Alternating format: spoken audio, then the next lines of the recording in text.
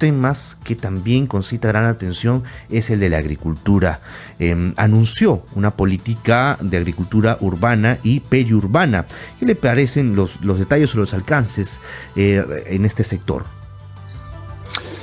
Bueno, como en otros sectores, creo que hubo una enunciación de algunas cifras, algunos proyectos, pero creo que faltó alguna concreción. Fíjese usted, hablando de segunda reforma agraria, pues en realidad esto hizo parte del plan del Bicentenario y esperábamos algunas precisiones porque ya tenemos aprobados los lineamientos de la segunda reforma agraria en noviembre y en realidad a la fecha poco se ha hecho, y uno de los principales reclamos de los gremios agrarios fue justamente que estas distintas medidas contenidas en la segunda reforma agraria no tenían la correspondiente dotación de presupuesto. Entonces esperábamos que en este caso se hablara por lo menos de un incremento de fondos para la segunda reforma agraria y que se pusiera mayor atención al tema, a los temas vinculados a la superación de la crisis, más allá de lo poco que se ha dicho sobre la adquisición de fertilizantes. Uh-huh. Claro, lo que se sabe desde el Midagri es que la fecha, digamos, que en la última fecha que han lanzado, que para tener los fertilizantes en el país es el 30 de agosto, pero claro, en el mensaje de la Nación habría sido más contundente y que destacar que este proceso ya se encuentre finiquitado. Sí, en realidad fue el ministro de Desarrollo Agrario, el señor Alan Castro, quien nos dijo que los fertilizantes llegarían a mitad de mes.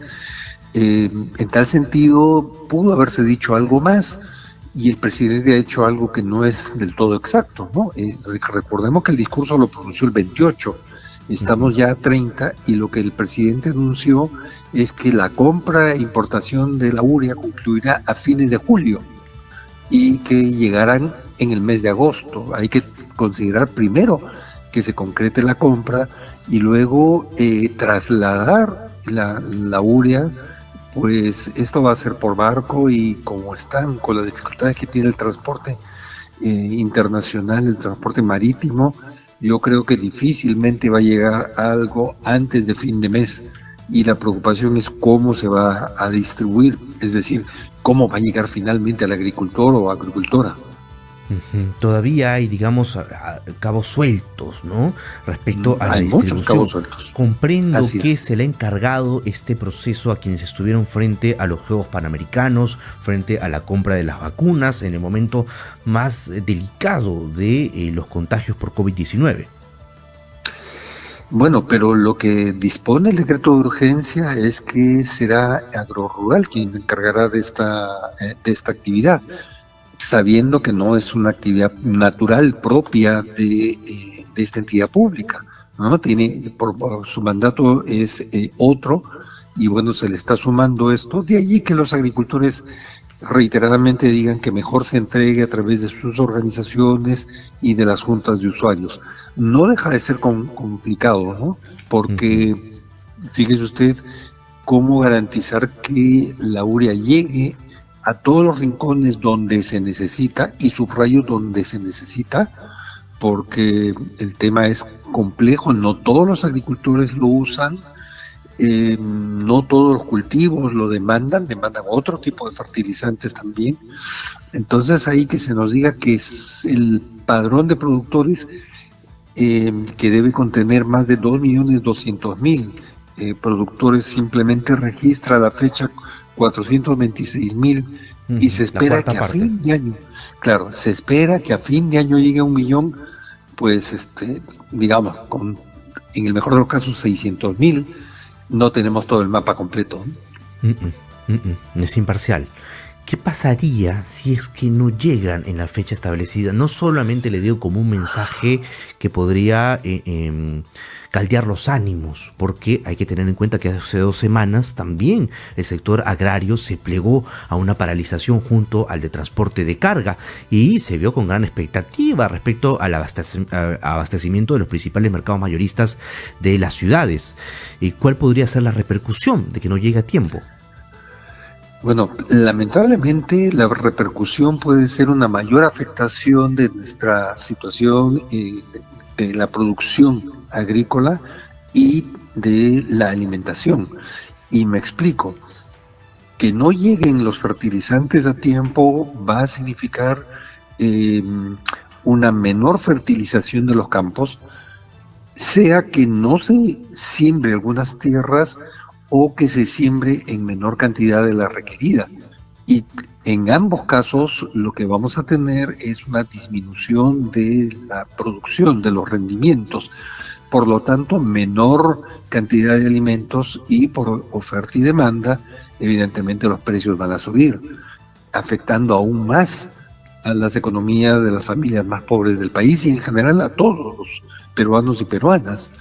Entonces, eso es algo que junto con este anuncio de la compra y la llegada de los fertilizantes, es algo que tiene que haberse trabajado desde antes y el presidente pudo, como dice usted, señor Santana, haber dado algunas señales tranquilizadoras a la población, señalando algo más que simplemente este dato de que a fin de este mes se tendría ya definida la compra, que por lo demás no alcanzaría a cubrir la demanda insatisfecha hasta esta fecha en el país. ¿Estaríamos obligados los peruanos a cambiar la dieta, a ir por otros productos? Finalmente tenemos un suelo riquísimo, una gran producción, pero ¿ese sería la repercusión, digamos, o la salida? Bueno, esto ya está ocurriendo, señor Santana. Hay muchas familias que vienen recurriendo a un cambio de la dieta debido a la crisis en que estamos. Esto empezó con gravedad con el inicio de la pandemia, ya hace más de 2 años, y entonces familias que han perdido el trabajo, que tienen menos ingresos, que ven subir los alimentos permanentemente, y ya hace tiempo están cambiando el consumo de alimentos ricos, de alimentos más saludables, por otros que llenan más, pero que no alimentan igual. Y eso es lo preocupante, ¿no? Entonces son cosas que tendrían que preverse, que anunciarse, porque, en fin, sin ser mezquinos, hay muchas cosas que se pueden estar haciendo, pero si no se comunican, la gente sigue esperando claridad, ver cómo vamos a hacer, ¿no? Y bien dice usted, tenemos una riqueza muy grande, una gran biodiversidad, pero de la noche a la mañana, digamos, no vamos a cambiar la producción de papa por camote, ¿no? Porque comemos todos los días y somos más de 30 millones de peruanos que consumimos los alimentos, entonces hay que adelantarse a estas eventuales circunstancias gravosas de una mayor crisis agroalimentaria. Bien, hemos abordado el tema del sector agrario, esta segunda reforma que todavía queda como un gran pendiente en este primer año de gestión del presidente Castillo, pero respecto a las metas económicas, señor del Castillo, ¿cómo considera que se abordó este tema en el mensaje presidencial? Bueno, se ha hecho una serie de señalamientos. El mensaje ha estado muy rico, muy plagado de cifras, de avances, pero creo que todo esto hubiera necesitado una mayor contextualización. ¿Qué significa, por ejemplo, que se hubieran destinado 60 millones de soles al financiamiento de 540 planes de negocio asociados al agro para seguir en el tema de la agricultura? Bueno, ¿qué significa eso en el universo de 2.200.000 productores? ¿No? ¿Qué productos, qué cultivos? En cuanto a obras, se ha hablado de destrabar Chavimochi, Quimajes. ¿Qué significa eso en términos de potenciales ingresos? Entonces, es cierto, respecto de otros países de la región, hemos crecido económicamente mucho más, pero también fuimos el país que más cayó económicamente en el primer año de la pandemia. Entonces, eso hace que nuestro año base, nuestras comparaciones, de alguna manera estén distorsionadas por esa enorme caída. Entonces, creo que allí han faltado algunos elementos. El presidente ha hablado de apoyar la inversión privada, pero creo que desde el sector empresarial hay todavía muchas dudas en un contexto de tanta inestabilidad, política y económica como la que estamos viviendo. Ujú. En algún momento durante el mensaje del bicentenario, cuando recién asumía el mandato, se abordó no solamente el tema de la segunda reforma agraria, sino también el freno a los monopolios, la competencia también en los últimos meses de el Banco de la Nación frente a los otros privados, incluso la reforma de las pensiones. ¿Cuál es un año después, cómo han evolucionado estas propuestas?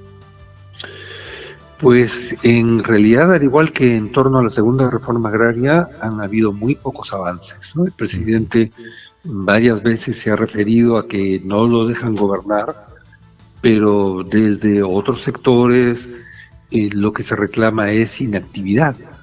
Y creo que se pudo haber hecho algunas cosas más. En pensiones, en realidad, la iniciativa se la hemos dejado al Congreso, que se ha limitado a petardear nuestro sistema de pensiones. Por supuesto que el sistema de AFP no viene siendo el más justo, ni aquí ni en Chile, que fue objeto también de reformas, pero en realidad nos estamos quedando con un sistema privado de pensiones muy golpeado y con un sistema público de pensiones muy reducido y con pocas posibilidades, para mencionar el tema de pensiones. En cuanto a minería, por ejemplo, el presidente se refirió también al tema, pero recordemos que ha habido también muy poca atención a los conflictos en torno a la minería, ¿no? Hemos dejado pasar, fruto de esta situación conflictiva en el país, un momento precioso de un incremento notabilísimo en el precio de los metales, y ahora que empieza a bajar, pues las cifras que se han dado, por ejemplo, de recaudación del impuesto a la renta, que finalmente es lo que representa luego el 50%, que se traduce en el canon minero, pues va a caer si es que vuelven a caer las cotizaciones de los metales. En cuanto a salud, hubiéramos esperado más cosas. Escuchaba a alguien que decía que este hospital que se ha anunciado aquí en Lima, en realidad estuvo ya también anunciado el año pasado. Entonces, creo, como dije, que faltó contextualizar un poco las cosas y, como varios han reclamado también, hacer una mayor autocrítica más allá de los errores, como empezó diciendo el presidente, en algunas designaciones. Y en ese contexto de las designaciones de los cambios ministeriales, hay voces cercanas al oficialismo, exministros incluso, el señor Bellido, que ha dicho que se está planteando la posibilidad de hacer cambios. ¿Cómo considera esto? Porque lo último que sabemos es que cuando tenemos las paralizaciones del sector de transportes, por ejemplo, nos dicen es que han cambiado de ministro y no se ha podido cumplir con lo prometido. También en el sector minero hemos escuchado lo mismo. Bueno, efectivamente, recuerde usted que desde el inicio del gobierno hubo una serie de designaciones de ministros sin conocimiento, sin experiencia en sus sectores. La cifra de 59 ministros en este año, pues creo que es significativa. En el sector agrario, que es el que mejor conozco, creo que también es muy significativo que tengamos un quinto ministro de Agricultura en 12 meses. Creo que este es el mejor, pero también recuerda que su antecesor, al señor Arce no se le conocía ninguna experiencia en el sector agrario, ni se le conocía experiencia en el sector público. Entonces, un sector tan importante en medio de una crisis agroalimentaria no merece ese maltrato de poner a alguien sin ninguna experiencia. Es por eso que el señor duró unos pocos días, entre otras cosas, ¿no? Entonces, creo que efectivamente se requeriría un anuncio de una conformación de un gabinete con gente mucho más abierta, con conocimiento técnico, pero también con habilidad política, ¿no? Y esto se viene reclamando hace tiempo, pero creo que también ha pasado tanto tiempo, tantos nombres, que de alguna manera queda poca confianza en que esto pueda suceder. ¿Considera que se perdió tiempo? Definitivamente, definitivamente. No es solo lo que reclama el presidente de que no lo han dejado concentrarse en la labor de gobernar, sino que se ha perdido un tiempo valiosísimo, repito, en medio de esta crisis que nos deja la pandemia. agravada por el aumento de los precios de los alimentos, de la urea y de la guerra entre Ucrania y Rusia, y ya pues es un año valioso, ¿no? Hay cosas que no se pueden recuperar, el tiempo es uno de ellos. Y como digo, el problema central para nosotros es el riesgo de una crisis alimentaria que es casi inminente.